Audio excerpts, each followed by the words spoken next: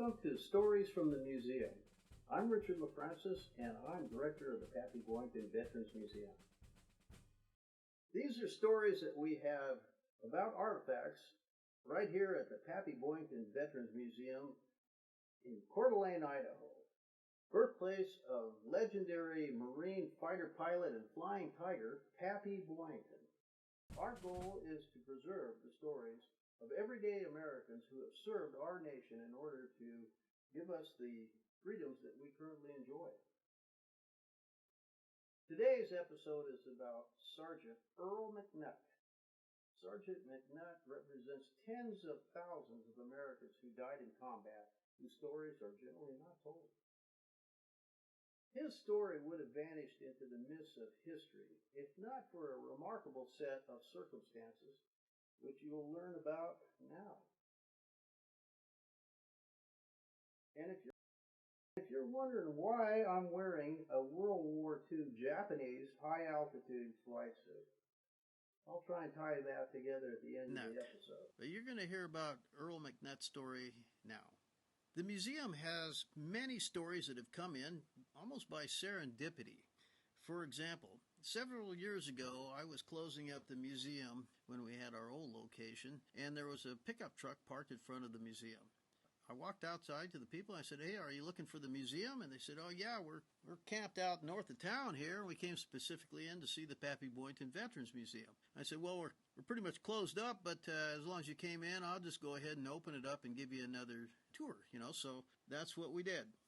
After about an hour and a half tour of the place, they were very happy and left. About a month later, we got a package in the mail. Inside the package looked like a high school or college yearbook, and it said "My Service Record," and it had Earl Mcnutt, his name, embossed in gold on the front of it. Inside of it was a short handwritten history of that particular book. The Marys from Linwood, Washington, had been previously living in Chico, California, when Robert was out in his front yard, and a garbage truck pulled up in front. The garbage man got out and brought this thing over to him, handed it to him, and it was this service record book that sanitation specialist said he didn't believe it should be in the dump, and he found it in the garbage can and asked him if he could find a good home for it. So the Marys attempted to have other museums take it. Nobody was interested. They ended up later on moving to Linwood, Washington, but they brought the book with them. And so 20 years after the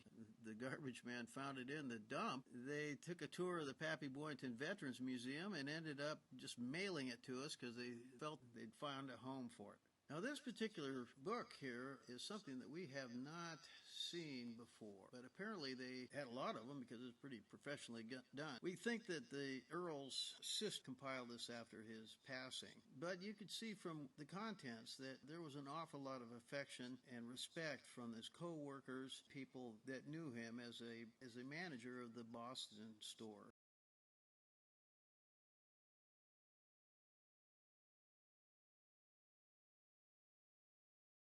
What he was involved with was the invasion of the Philippines, which is nominally called the Battle of Leyte Gulf, where the famous "I shall return" happened with MacArthur. It's one of the biggest battles of World War II. It was the first kamikaze attack. It had the last battle between battleships in history, had probably the largest naval battle in history.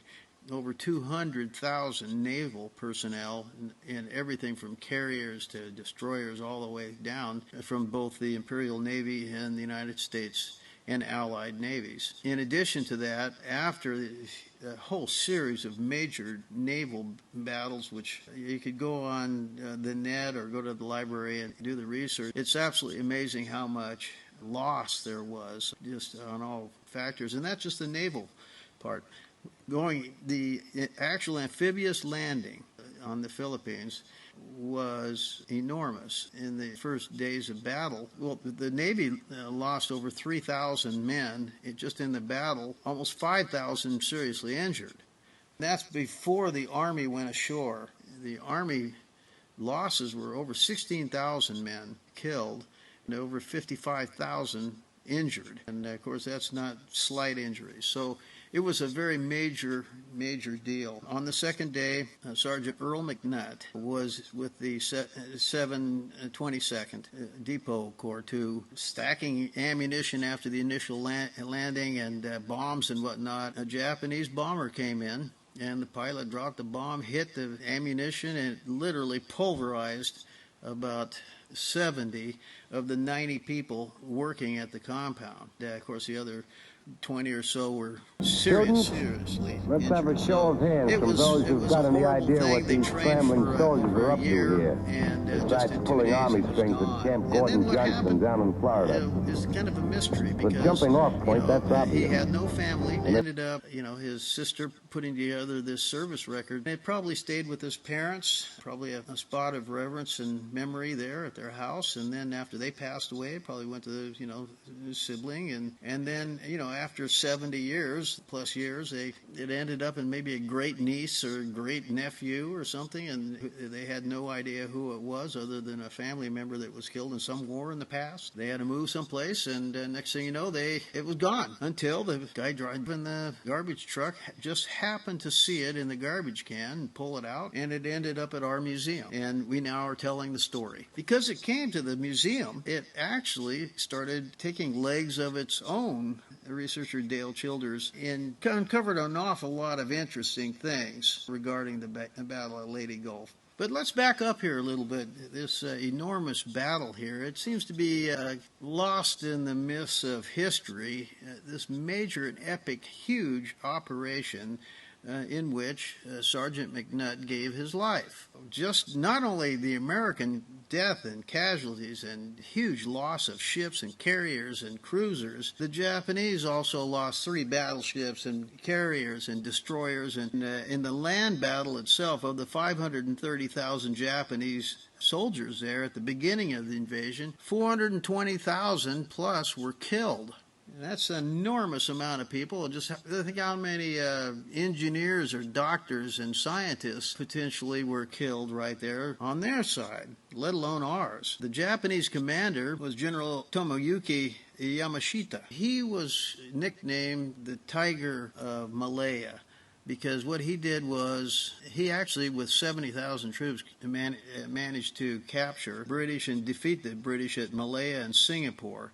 And Winston Churchill called that the worst defeat in British military history. That was pretty amazing thing. He was a very good tactician. His problem, which actually was probably good for us, is the fact that he was a rival of General Tojo. He came out second best with the Emperor, and instead of leading Japanese sources and resources against the Allied and American efforts, he was basically relegated to the Philippines, which had already been conquered. He got in there after the notorious Bataan Death March, Corregidor, all of that. But nonetheless, he was charged with those crimes, and he actually was hung in 1946 as a war criminal, even though there was never any proof that he actually had anything to do with that.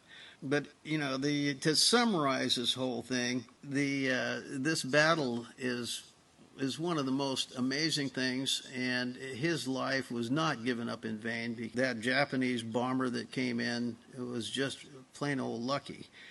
There's a lot of other people along with Sergeant Mcnutt who were also unlucky, and we should really appreciate what they've donated and given to our country for these liberties that we have. Another aspect of this entire episode is the fact that Sergeant Mcnutt and 70 other Americans were literally blown up by this massive ammunition dump fire after the Japanese bomber dropped a bomb right on it. Something people probably just want to ignore is what happens to those people that are blown into pieces. We've discovered that he was basically put back together and shipped to Hawaii and turned there. And then 1953 or so, they took his remains, buried at the National Cemetery in San Bruno, California. But as our tech research ace Dale Childers came up with the methodology of this and actually contacted the people that were involved with this procedure. It's very, very interesting, required a lot of work, and those people, our hats are off to them that do this gruesome task. So there you go. I've got to mention somebody that is very central to this very gruesome work here of doing the honorable and respectful notations of all of our service people that were really blown to pieces. And that person is Mildred Trotter. She was an anthropologist at Schofield Barracks in Oahu. She helped come up with different ways of identifying these all these remains, and a lot of it was from mass graves, and she was asked to identify the remains from all those service people that were on the Arizona. It's virtually impossible. Nowadays we have DNA and all that stuff, but in those days it was far from it. She spent 14 months developing this technique for the Central Identification Laboratory of American Graves Registration. So hats off to her, as well as everybody else that has been involved with the project of preserving the dignity. And about this flight jacket, if you believe in the 5 degrees of separation, what if the Japanese pilot was flying that bomber that dropped the bomb that killed 70 Americans, including Sergeant Earl Mcnutt, was wearing this jacket, which was brought back to the United States as a souvenir by a GI in Japan? If you want to help to continue these stories, please donate to the button below so that we can continue.